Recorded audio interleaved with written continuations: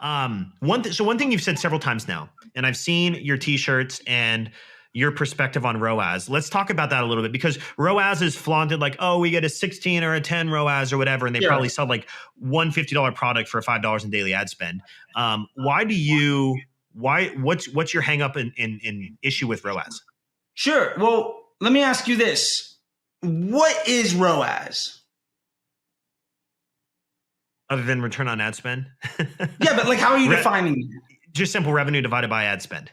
Okay. So it's attributed revenue, which, to be fair, we're not getting attribution credit for everything, and multiple channels are taking credit for that sale. So it's non-incremental, highly duplicitous revenue that's not 100% accurate, based around the average order value of a customer. And somebody could spend 200 today, they could spend 20, they could spend 2,000. So you can't control the AOV, and you have no confidence in the data set, divided by the spend today that it took to get the transaction. But how much did you spend to get that customer? Was it 5 cents? It could be. Was it $700 because you've been targeting them for 6 months? You have no idea. And then basically, so now you're using that as a data point to say, well, Facebook's bringing my, getting this credit, but is that actually even good for you? I've seen so many businesses get worse and worse and worse as the ROAS goes up, because they're chasing profit margin on Facebook, but it's not incremental. And then they say, well, you can't really measure incrementality and attribution, this and that. I'm using different windows. None of that matters. That has no bearing on any actual business success or performance. Before digital marketing, people spent plenty of money, and it had nothing to do with a pixel, nothing to do with credit for the sale. When you buy a car, it has nothing to do with the salesperson on the lot. But like, that's not why you walked into Kia today. You know what I mean? Like, so if the numerator is a number that is not absolute, that you can't control, that is not incremental, that you don't have confidence in, and you're dividing it by a number that doesn't give you actionable insight for future actions. At best, it's a retroactive efficiency measurement that we can't trust. So if neither part of the fraction is actionable data, why are we doing it? And at the end of the day, like, why are we even looking at ROAS anyway? It's to pick what ad to run, pick what ad set to run, what campaign to run. That's not how we should be managing the platform anyway. Like, we need to know, does this ad get more spend? When it gets more spend, what happens to the bottom line of my business across all marketing channels? Well, that has nothing to do with ROAS. There's plenty of times where the ROAS goes down because you're feeding top of funnel. Now you're searching direct and organic and email and everything climbs. So that's great. My point is, ROAS itself is a fictitious number built to help digital marketing companies take more credit for everybody else's work, and it's not actionable. I think if you focus on just chasing it, you can make your report look good. And if you're still in the game as a business evolves and just gets better, you're a Rain Man doing the rain dance at a used cars lot long enough for it to actually start raining. And in my book, that doesn't mean anything. Yeah, because Oh, so some interesting perspective. So one thing I say all the time is I say advertising is the tide that raises all boats. So like, email looks really good when ad spend goes up, organic looks really good, direct, all those things you said, definitely agree on that. As far as like making decisions within the ad account though, how do you what's your preferred way of making decisions with it, at least on the ad level? Like, it holistically will rise revenue, but what is that thing that makes me say kill it, trim it, stack it? Like, what is that metric you primarily look at then? Did it earn spend? Or more importantly, if it earned spend, how did the media mix of spend change? And did my overall performance improve? How do you define the performance? Blended CPA, profit margin per day, acquisition of customers, whatever the business objective is. So am I trying to acquire new customers? Am I trying to improve acquisition of revenue volume? Am I trying to improve top line, bottom line, whatever that is? As my investment portfolio changes, meaning the amount of spend that every ad gets evolves, is that good or bad for me? And if something getting more spend is net bad for my bottom line, well, I know it's bad for me. My bad ad that gets all the spend might be the reason that my Google search is so high.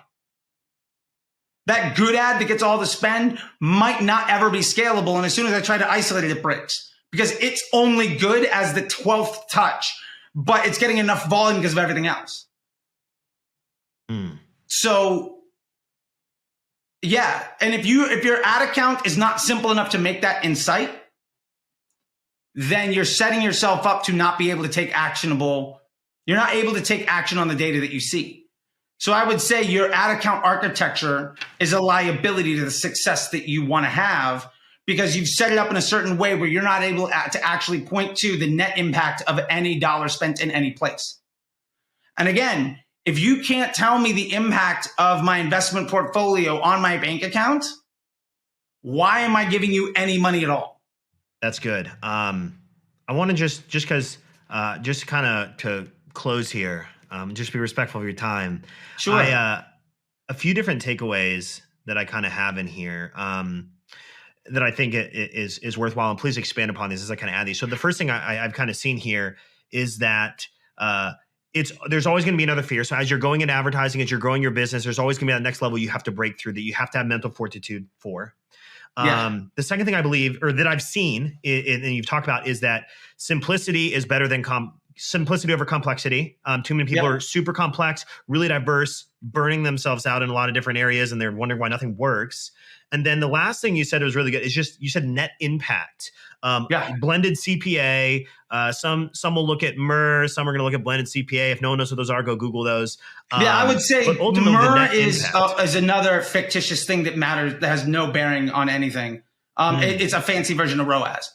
MER has no impact on the efficiency of future acquisition. You can't take a marketing efficiency ratio and then project that out because tomorrow the unit economics of attention are going to change. So that also lacks any actionability, just like ROAS does. It's a higher level, so it's a higher quality lie, but it's also ultimately at its core the same ego-based metric that doesn't improve anybody. Like, you'll never watch Shark Tank and say, "What's your MER?" Yeah. You'll never see anybody say that. No, like that, because that doesn't matter. Like, a good MER is completely dependent on 1,000 other things. And honestly, answering those 1,000 other things makes the question of MER completely useless. One thing they do ask is, how much does it cost to acquire a customer? That is one thing that they say. Yeah, that's your CPA. Done. How much does it cost to produce your product? That's your COGS. How much is the customer worth? That's LTV. Boom, there's your PSM. How much more can you spend to acquire a customer at scale? That's the only question you need to ask. That's profitable scaling margin. And I've got an entire masterclass on that in Disrupt Your School. So you can run your business like it was a Shark Tank inside of your school, instead of some 24-year-old kid that wants to decide whether or not they want to do this with the rest of your life and giving them all the money for the future of your growth, and like struggling when it doesn't work out because you've trusted somebody that has no idea how business works, that has been taught to value their ego over your bottom line. And oh, shocker, like, it's not good. You just described 98% of marketing agencies. Yeah. And it's not a slight. There are very good ones out there. It's just, you got to know what to care about. But yeah, dude, thank you so much. My handle's down over here. It's at CT The Disruptor. You can also check me out at disruptorschool.com. Follow me on all the things. I'm literally on every social media platform, posting multiple times a day. And I'm wide open to any questions that anybody has. And if you disagree with anything that I say, you have an alternate take, please challenge me and have that conversation, because that's how I get better. And like, I'm very open to it and I love it. And as much as I give out, I'll take, and we'll go out for sushi afterwards. I love it. One final thing I'm going to close on, and this is actually a quote from you, Charley. In a recent video, you said, ultimately, I should be dead right now. So every day is a gift, and I try to give it back. And I appreciate you, man, for giving this back to our audience, for giving this to me, man. I appreciate you. If you guys don't follow Charley, you need to. He is level 100% every single video, and I appreciate that. So, man, thank you for being here. Everyone, you've been listening to the E-commerce Alley podcast, produced behind the scenes of the legendary Dylan Count, and we'll see you in the next video.